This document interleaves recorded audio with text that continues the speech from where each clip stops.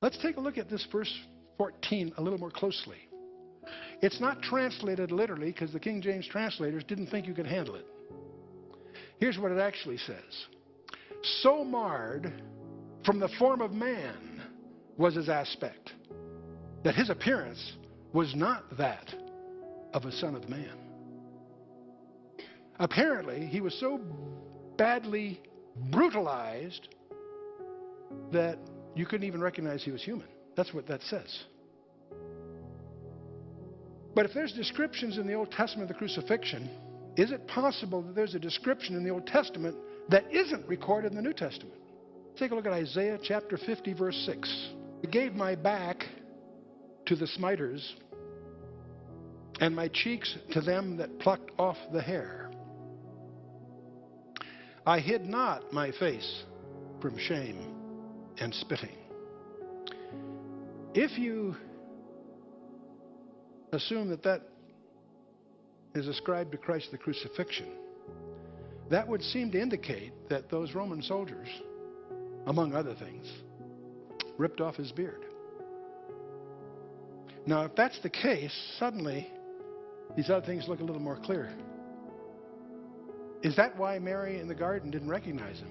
Because he didn't have a beard. There was just scar tissue where his face used to be.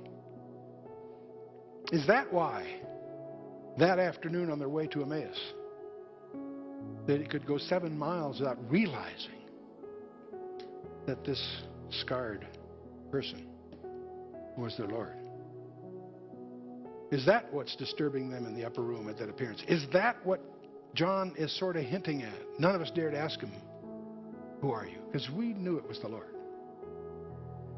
Well, the question is then, does he still have those scars? Zechariah 12:10 in the Hebrew says, and they shall look upon me whom they have pierced.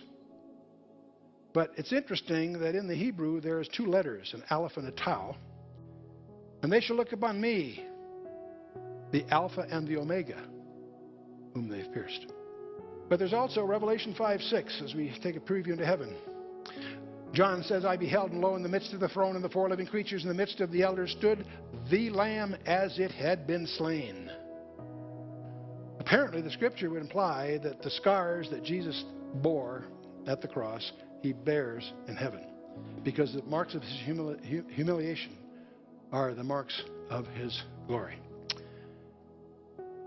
I'm told of a story of a woman who was badly disfigured, who had a little daughter. And when the little girl was in school, she often went home crying because the kids in school made fun of her because of the disfigured appearance of her mother.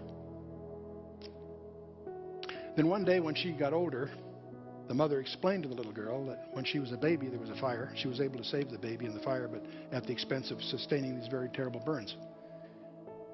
And so, from that day on, the little girl wasn't ashamed of her mother anymore. Because every time she looked in her face, she knew how much she was loved. And what I wonder, if we're in heaven, I wonder what his face looks like. I wonder if we're going to be confronted with the reality of just how much we were loved. Clearly, we know from the scripture he bears the scars in his wrists and his side. The rest we can only conjecture.